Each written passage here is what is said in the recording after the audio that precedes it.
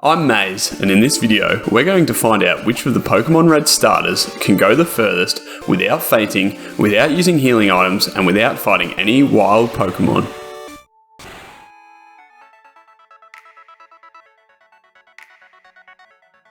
We start by choosing our player name, Maze, and we then name our rival, Subscribe. We take Bulbasaur as our first starter and head straight into battle against Subscribe.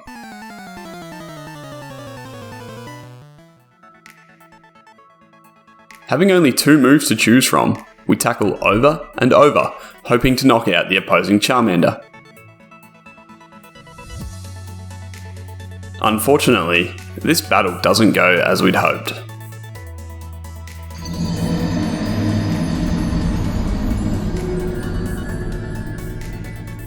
We'll come back and try again with Bulbasaur later, but let's see how Charmander goes.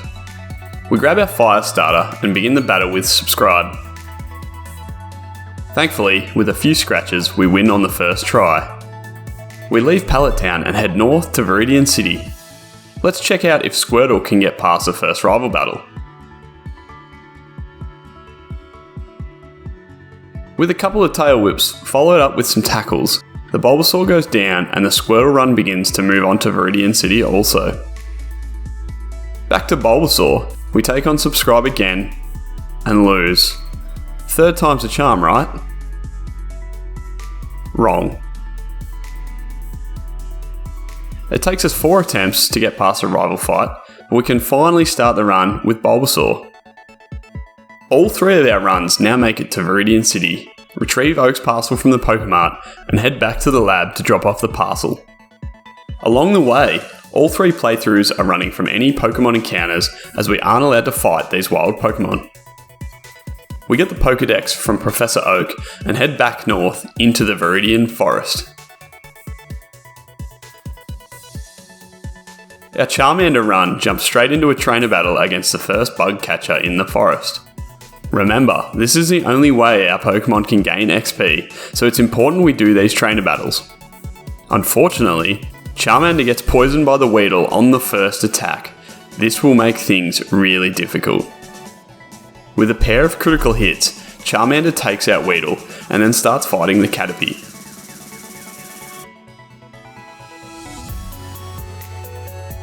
The poison is starting to really bring down Charmander's health, and with a few tackles from the Caterpie, Charmander faints and the run is over.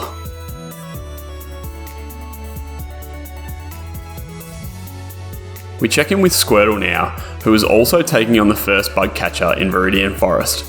Squirtle gets the job done, knocking out the Weedle and Caterpie without being poisoned. After a quick heal, we move on to the second bug catcher in the forest, who has 2 Weedles and a Kakuna. Armed with Bubble, Squirtle is able to take out the first 2 bugs with ease, but trouble is brewing. Against the second Weedle, Squirtle gets poisoned. It's now a race against the clock, and after defeating the bug catcher, we need to get to a Pokemon Center in as few steps as possible.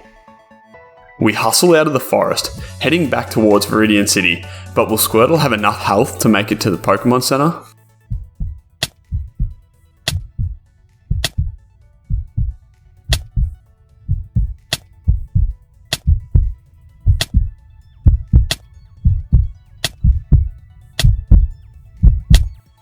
And just like that, Squirtle faints from the poison and the run ends.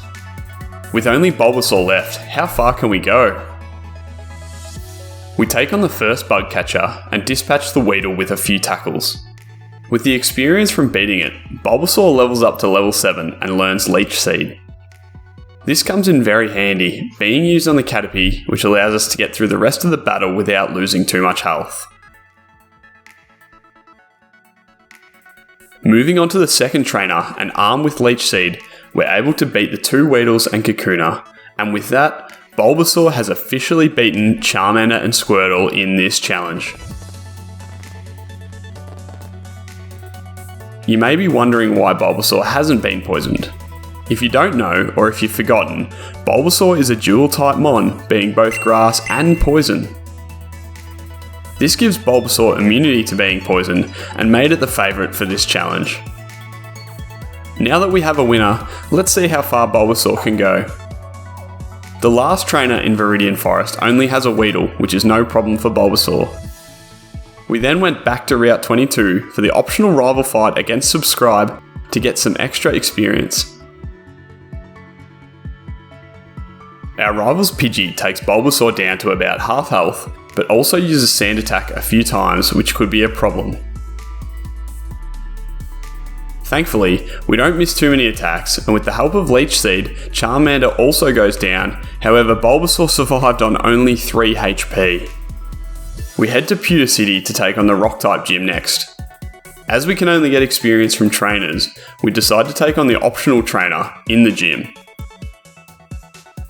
This was Bulbasaur's downfall, as the 2 level 11 Pokémon proved to be too strong for our grass buddy.